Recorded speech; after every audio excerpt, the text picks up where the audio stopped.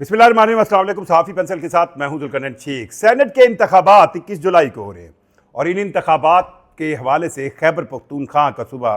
उसको सबसे ऊपर, सबसे अहम, सबसे ज़्यादा जो कहें तवज्जो मिली हुई है। एक तरफ तो जो KPK के अंदर खसूसी नशिस्तों के हवाले से नए अरकान KPK असम्बली आए हैं, उनके लिए एक नई रिवायत काम की है कि जनाब गवर्नर हाउस के अंदर उनसे हलफ लिया गया है और गवर्नर हाउस के इस हलफ में अब हलफ बर्दारी की तकरीब खुद गवर्नर ने लिया है। पर इस पर कई इतराज़ात हो रहे हैं और ये भी कहा जा रहा है कि अली अमीन गंडापुर साहब इसके खिलाफ कल कानूनी चाराजोई सोमवार के दिन करेंगे।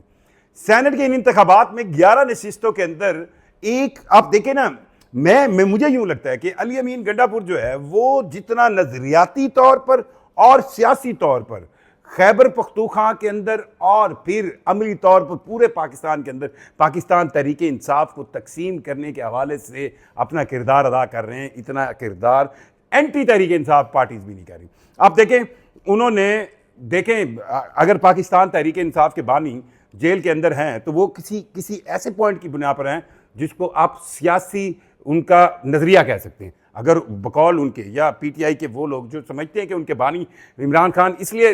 जेल के अंदर हैं क्योंकि उन्होंने किसी भी तरह सेटअप के साथ, किसी भी तरह सियासी जमातों के साथ या इस्टेब्लिशमेंट के साथ अपने उन वादों, इरादों और बातों पर कंप्रोमाइज़ नहीं किया जिनका वो कहते हैं कि ये उनकी सोच है। तो अगर पाकिस्तान तहरीक इंसाफ इन लाइन पर चलेगी तभी कामयाब होगी ना। तो फिर अली अमीन गंडापुर क्या कर रहे हैं कि KPK के अंदर वो उन तमाम अपोजिशन जमातों के साथ बैठकर सेनेट की सीटें बांटना चाह रहे हैं जिन अपोजिशन जमातों के साथ उनका काके दा कड़ाक है। पाकिस्तान तहरीक इंसाफ का मसला है, उसमें पाकिस्तान मुस्लिम लीग नवाज भी शामिल है, पाकिस्तान पीपल्स पार्टी भी शामिल है, जमीयत उलमा इस्लाम फजलुर रहमान ग्रुप भी शामिल है, सम के साथ। सो इस बिना पर, इस वजह से अगर सेनेट के इंतखाबात के अंदर कुछ PTI के लोग अपनी जो कहें ना अपने कागजात वापस नहीं ले रहे तो मुझे तो वो हक बजाने पर लगते हैं, बिल्कुल हक बजाने पर लगते हैं। पाकिस्तान तहरीक इंसाफ को ये इलेक्शन लड़ना चाहिए और मुझे यूँ लगता है कि KPK के अंदर मौजूद जो गंडापुर की सियासत है वो सिर्फ और सिर्फ इसी बात पर चल रही है कि वो कब तक कायम रहे। और अगर पाकिस्तान तहरीक इंसाफ के पास KPK की गवर्नमेंट नहीं होगी तो क्या होगा। ये अगर इस लिहाज से मुझे यूँ लगता है, पिछले दिनों जब मौलाना फजलुर रहमान साहब से ये पूछा गया कि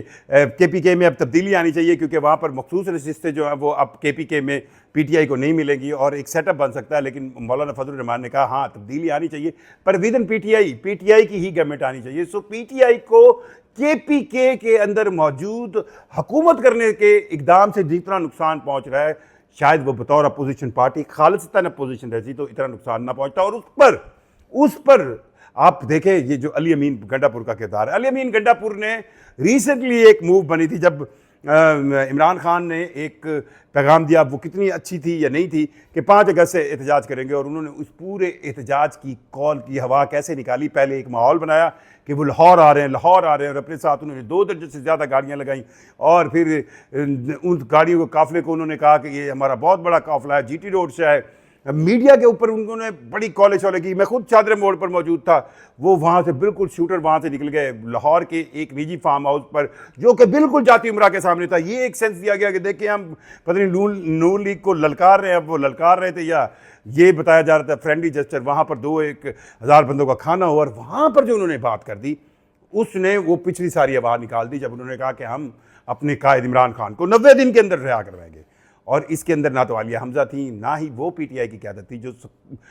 सोची जाती है कि शायद वलीमा खान या दूसरी जो पाकिस्तान तहरीक इंसाफ के बानी इमरान खान के करीबी अजीज़ हैं उनमें शामिल लोगों के करीब हैं। बहरहाल बैरिस्टर गौर साहब जो है वो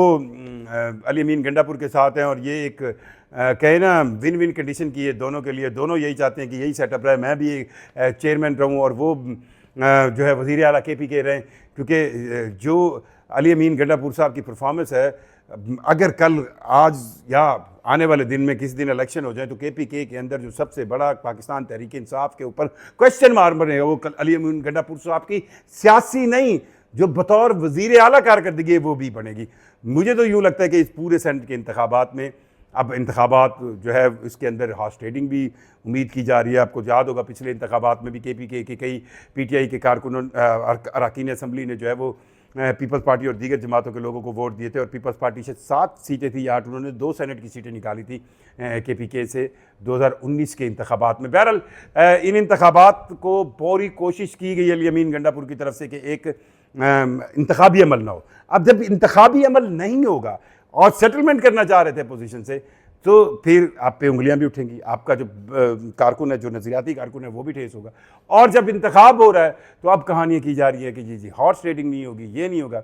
बहरहाल अली अमीन गंडापुर PTI के लिए, मेरा ख्याल है